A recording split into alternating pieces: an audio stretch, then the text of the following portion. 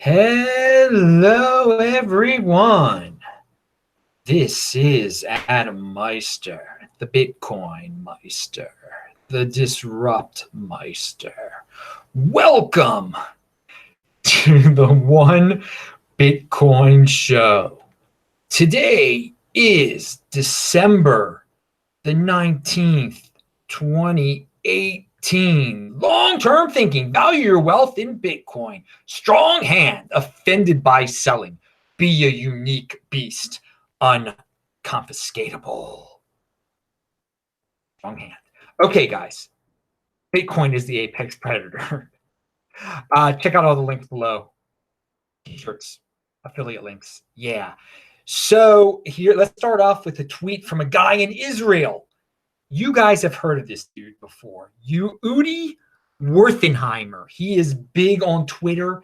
I mean, he takes the Bitcoin maximalism to like a new level on Twitter. And he has an interesting tweet out there. We can learn from it. People should spend less time on crypto Twitter and more time in Israel. There are some very diverse views in the Israeli Bitcoin community with regards to pretty much all things. Come visit. So, yeah, don't live your life in Twitter, people. Go meet people in real. And now again, it's funny because Udi is big on Twitter. I mean, he's got a great Twitter feed, but even he says, come out to the real world, meet some real people at some real Bitcoin events, and he's absolutely right. Hanging out at the Bitcoin embassy. It is a diverse group of people, definitely a lot of different political backgrounds in Israel. And they're into Bitcoin, though. People from the left, from the right, from all over the place, religious, not religious at all. It's an interesting scene here, but it's an interesting scene in many different countries. So obviously, Udi's biased. He's here, and I'm here. I'm fascinated by the whole. And there's a big scene here in Tel Aviv. So with all that in mind, on Friday's show, which will be at 6:30 a.m. on the East Coast of the United States, 11:30 a.m. in the United Kingdom, and 1:30 p.m. in Israel, Udi will be one of the guests on the This Week in Bitcoin show, making his debut appearance. I'm really pumped. And I think it'll be a lot of you hardcore Bitcoin people will definitely enjoy him. And I guess he'll give us a little bit of insight into what's going on in Israel. Also, again, I linked to his tweet below so you can check out his tweet stream Twitter feed if you don't know what he is all about. And he definitely is. He's got a lot of Bitcoin conviction. I will tell you that. Pound that like button for Bitcoin convictions. Some people say I've got a lot of Bitcoin conviction. New show every single day. You know it, people. Okay. So yesterday I said Bitcoin can't be sanctioned. And in the sense that a country is sanctioned, if you send money to Iran, they're going to know, and you're going to be in trouble. Iran has sanctions on it.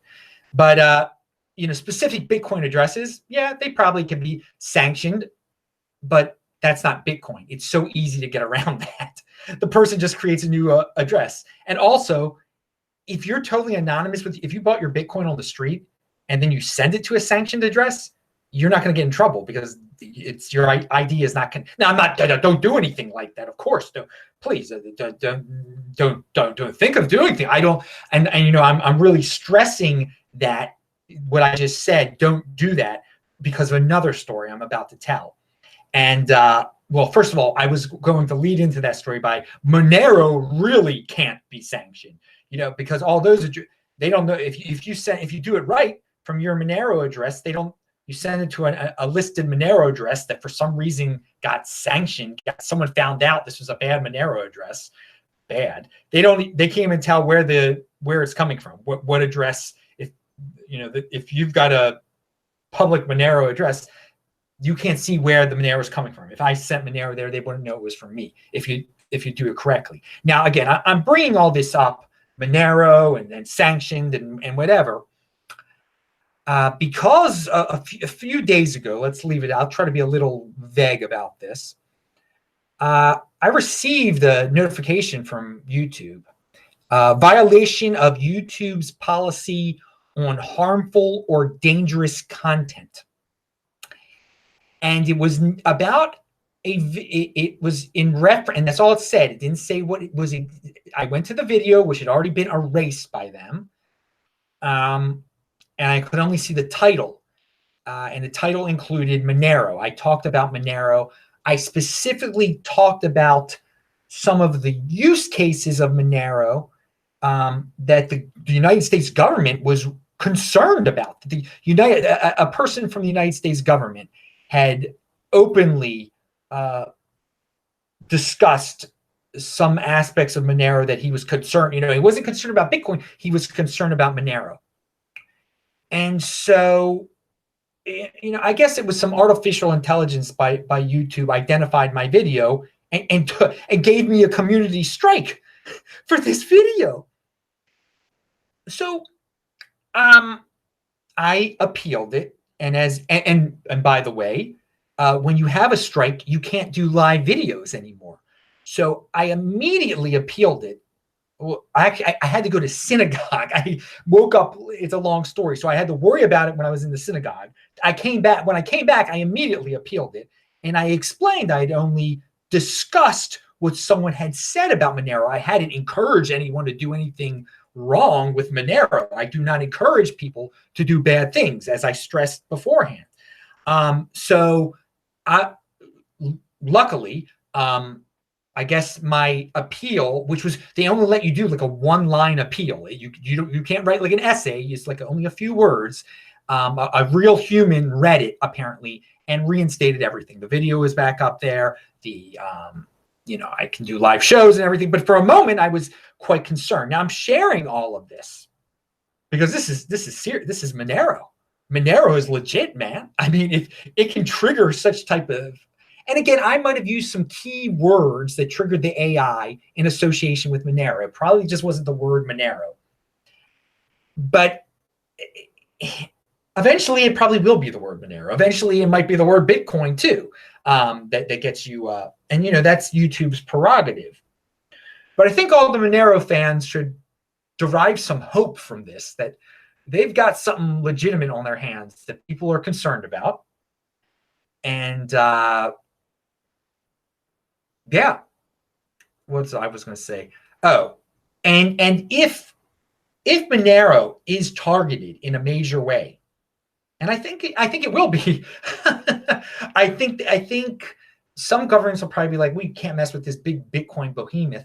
Let's appeal to the emotions of voters and say we're getting rid of criminals that use this anonymous Bitcoin called Monero. But I think that will backfire. I think it will pump up the popularity of Monero. It will encourage people to use Monero if large institutions target it, like YouTube, or if governments target it. So my whole experience with my little scare with YouTube there kind of opened my mind a little bit up to that this anonymous stuff, if it's as anonymous as they say, we're going to see some interesting things with Monero in the future in terms of it being targeted. Let's leave it at that, I guess. So while we're talking about censorship, I guess, a little bit here, we're on the periphery of that subject at least. Tony Sheng has an article. It's simply called More Censorship is Good for Bitcoin Adoption. And that basically sums up, I think my last 3 shows I have mentioned various social media producers, big names out there who are being censored and who are trying to figure out ways to raise funds now. And I just keep yelling Bitcoin. And eventually they're going to learn. So the more censorship and these are private companies that can do what they want to do. You can call it censorship, you can call it whatever.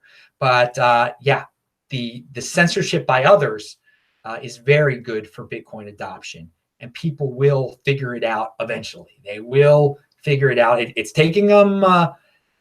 Some people put a lot of steps in between, some unnecessary steps. Let's create our own Patreon.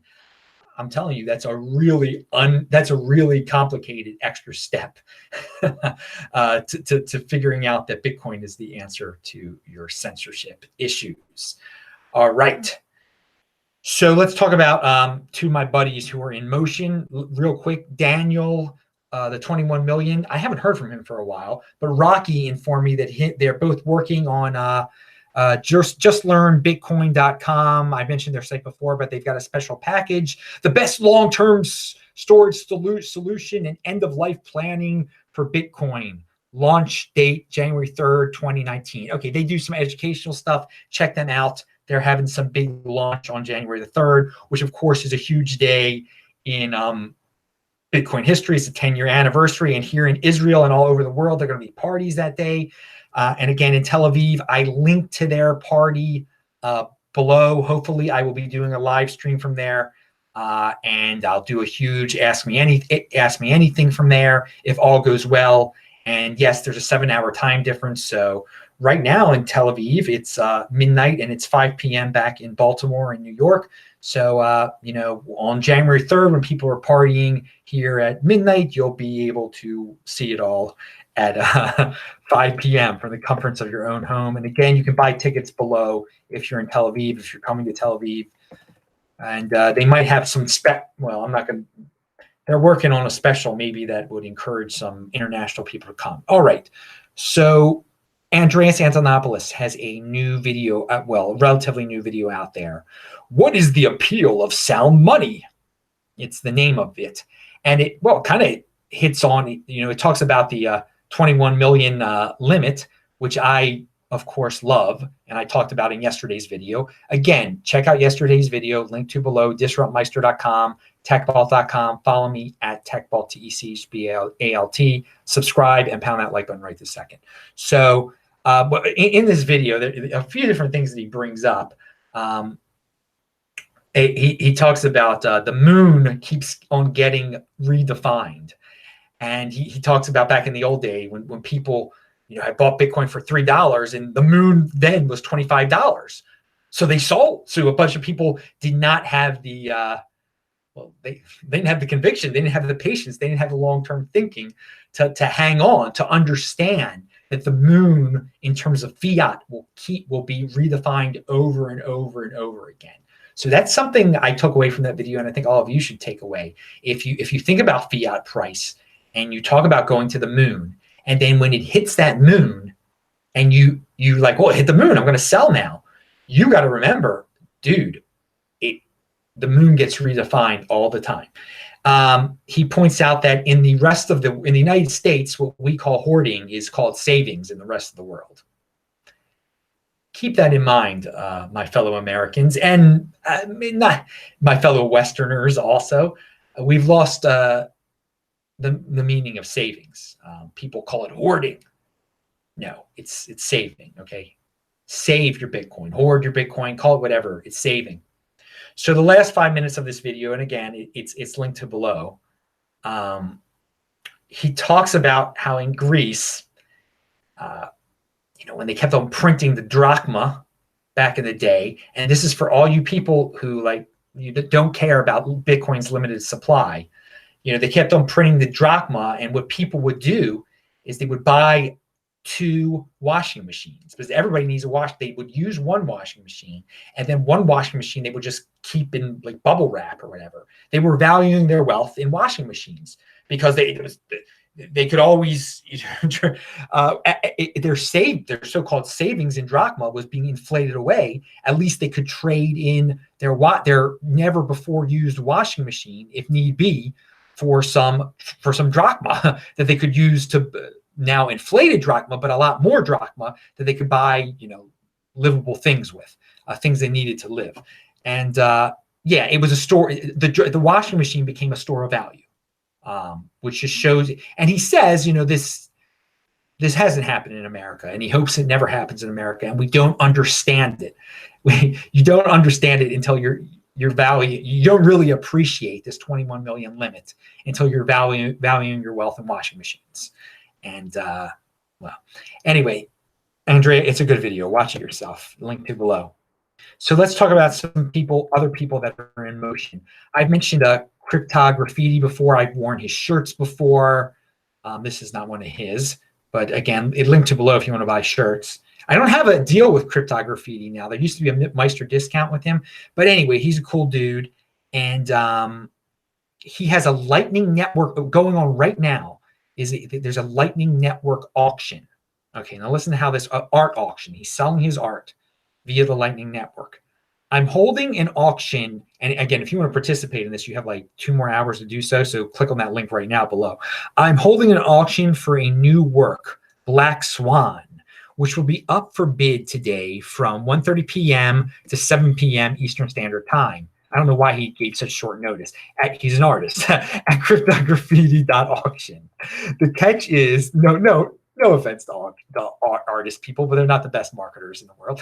The catch is that it will go to the lowest bidder, likely fractions of a penny, and the losing bids will not be reimbursed. So here's the deal. You come up, you use your Lightning Network. If you're on the Lightning Network, you send your Bitcoin via the Lightning Network to this address in very teeny amounts, and whoever sends the smallest amount in the end will end up with his art. But if someone keeps outbidding you, you don't get your previous bid back. But which is fine. I mean, we're talking about pennies here. So bids will be live streamed as they come in here, and I link to that. You can watch the video where they're being live streamed. I created Black Swan for 2 reasons. One, to poke fun at the media's focus on Bitcoin's price instead of, well, it's fiat price, instead of the groundbreaking technology being built. 2, to help spread awareness about the Lightning Network to artists. Okay, so those are 2 good reasons. I think this is a good publicity stunt. So maybe he is good at marketing. And for the Lightning Network, and in the future, the artist will be dealing with it'll be a good way to pay artists through the Lightning Network. My buddies up in Alberta were once discussing something on this same line of thought as this artist and Lightning Network. They were interested in that at one point. That's the forkdrop.io guys. Anyway, they're in the Lightning Network too. Pound that like button. Shout out to Alberta, baby. All right. Oh, and I know you must be freezing off right now, man. Oh, God. I'm happy. I'm not there now. But it was good to be there during the summer. It's good to be in Israel right now, baby. All right. So what do we got here? Nick Szabo. This is an older tweet, actually, but I just found it. And it's just a picture of a bank sign in Australia, Westpac Bank. It says the $500 daily, that they have a $500 daily cash withdrawal limit. And that if you want to take out more than 500 Australian dollars from this bank, from your own account, if you want to take out more than 500 of your own Australian dollars, you're going to need to at least give them 24-hour notice. And it's just a reminder that with Bitcoin, there's no limits on the amount of Bitcoin you can move around. You can withdraw. Bitcoin is digital cash. I mean, it's your cash right there. That's your cash, okay? And if you're stuck, you're literally stuck in that old banking system. If you want to get a lot of cash out, you're going to have to do it, at least with Westpac in Australia. You're going to have to be patient to get your own money out. That's not what Bitcoin's about. It's not about being if you need your money, you'll get it now. They're not closed. There are no limits. Just another reminder. The sign is it's an unfortunate thing for those stuck in the banking system, fully stuck in that system, which you don't have to be. Opt out, get into the Bitcoin. All right, and here is the latest in the latest counter to what if the internet goes down FUD. I mean, we've discussed this in the past. They're getting some more notoriety right now. Who needs Verizon? Blockstream broadcast the entire Bitcoin blockchain from space. All right, check that out. You probably have heard about that a few times. It's in the news again, but that's good. You can tell all the people are like, well, what if the internet goes down? Well, they're broadcasting it from space. You don't need the internet. All right, Breaker Mag. Ooh, this is a good one. Breaker Mag, which I guess sometimes doesn't publish the greatest of articles, but this is a good article, I thought. Between January and July this year, the researchers found 3,767 such signals on Telegram and 1,051 on Discord. These efforts span more than 300 different cryptocurrencies, and these are pump and dump schemes. Okay, they're talking about pump and I should have prefaced that there were a lot. These guys found a lot of pump and dump schemes based around altcoins. A lot of how many altcoins are there? 300 different cryptocurrencies. Unbelievable. So I linked to that below. You can read that article. Yeah, it got pretty bad. These altcoins, people thinking they have value, they were being manipulated, and it's very easy to manipulate some of these smaller ones, 10th tier ones on the third page of CoinMarketCap. So the article goes into what they found, how they did their research, all that stuff. Remember, new show every day. Okay. The block, there's a lot to talk about today. Block crypto. Okay, this is some Ethereum. We're going to talk some Ethereum now. According to data from the crowd sale, more than 40% of the Ether sold went to the top 100 purchasers. This is talking about the original crowd sale back in 2014. And the three largest purchasers went home with roughly 1 million Ether each. Okay, and then the security, then the story goes on to talk about, is it a security? The same thing we keep hearing about. Is Ethereum a security? I mean, I'm not too worried about it. I don't care about it because I don't value my wealth in Ethereum, to tell you the truth. But I don't waste my time like worrying about it and like trying to accuse them of that. I try to be productive with Bitcoin. But we have Matt, and on this same, we're going to stick with this topic here with the security app. Well, first of all, it's amazing that there's some dudes, 3 guys that have roughly 1 million Ether each. At one point, they were fiat billionaires if they were valuing their Ether in fiat. Now, Matt Odell says Coinbase now lists more Ethereum tokens than cryptocurrencies. 6 cryptocurrencies, 10 Ethereum tokens. And again, this is the Coinbase trading platform, but still his point is valid. Their goal is clearly to dominate the Ethereum marketplace. Good riddance. That's what he said, at least. They will lose a ton of money and open themselves up to regulators even more than they have already. Coinbase has officially tied their future to the success of Ethereum. If Ethereum succeeds, Coinbase succeeds. But if it fails, or if it's regulated into obsolescence, Coinbase will fail. Seems like an unnecessarily risky move to me. Now, it does seem pretty risky there. Or maybe he's got a lot of Ethereum conviction. Brian, was that his name over there at Coinbase? But I thought a little bit more about this. Maybe Coinbase abides by the government's rules. They give the IRS information. They get the know your customer information. They were the first really regulated exchange in the United States. They followed the New York set of rules, whatever those things are called. They try to stay close to the government.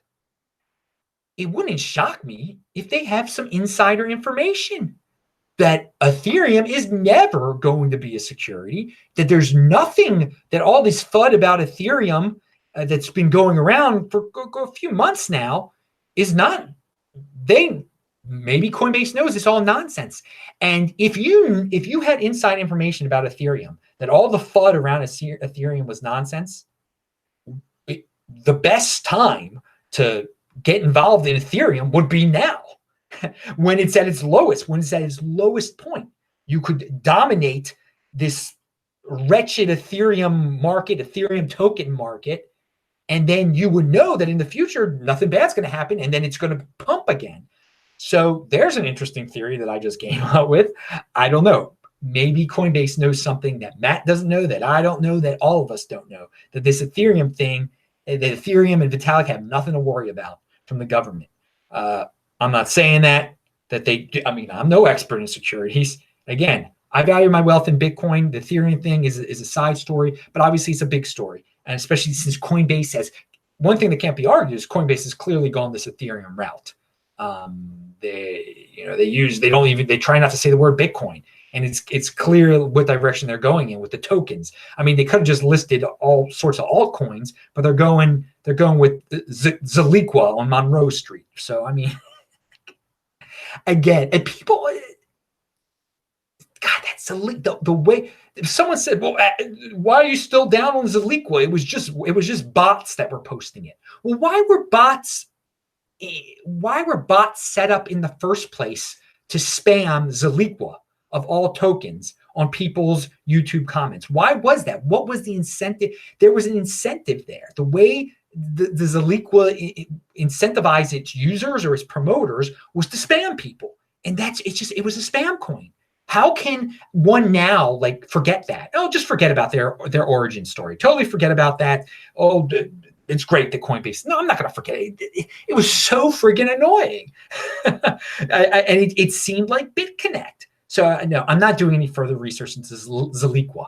The point that Zaliqua gets mentioned on the show is because of the direction that Coinbase is going in. Coinbase is a major player in the United States cryptocurrency space. And yeah, they're putting a lot into they're betting that Ethereum is the future here, that there's going to be a lot of growth around Ethereum. I mean, they could always pivot again, I guess, but I mean, there's only so much you can do after a while.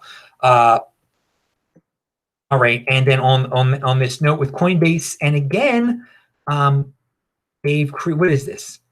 If you've here, this is from the Coinbase blog. If you've received an invite to Coinbase Earn by email, you can go to Coinbase Earn ZRX page, that's 0x page, another, I mean, that's an Ethereum token, right?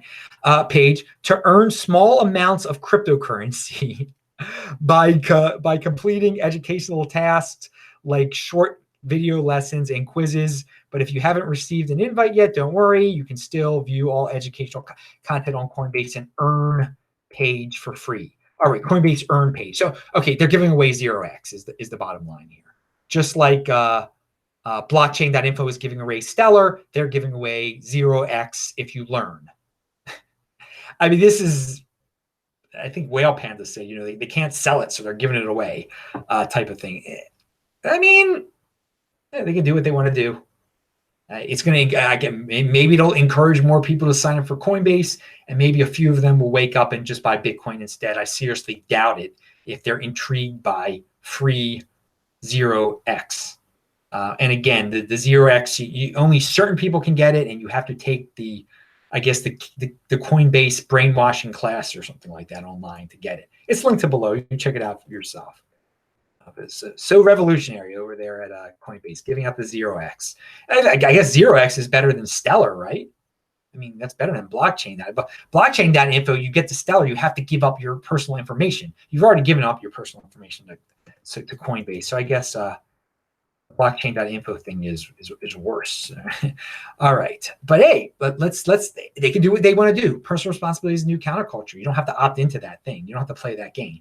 Stick in the Bitcoin game, baby.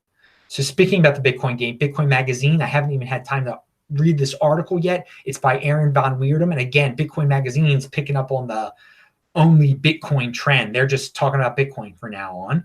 And just like Francis in Canada is only dealing with a Bitcoin at Bitcoin Bull or Bull Bitcoin, whatever it's called. But Aaron von Weerdum's latest article is Tech Trends 2018. What the year brought us, part 2. I haven't even had time to read it yet, but it talks about Bitcoin tech trends in 2018. He always writes great articles.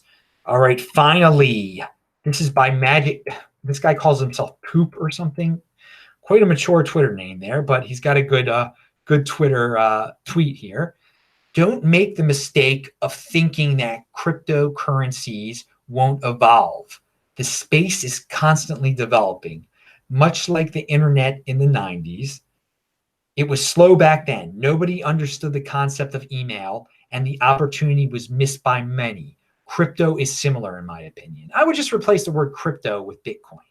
Nobody understood the concept of email, and the opportunity was missed by many. Just think of that. People laugh when they hear something like that now. I mean, that's what we're going through now. People do not understand the concept of sending of Bitcoin addresses. They just blank out when they see that, and thus they just buy Bitcoin and keep it at Coinbase because they don't want to deal with like a long. But anyway, the point is it's comparable. I've said it before. He put it into nice words that this early stage in the Bitcoin time, Bitcoin's life is just like the early stage in the internet's life back in the 90s. All right.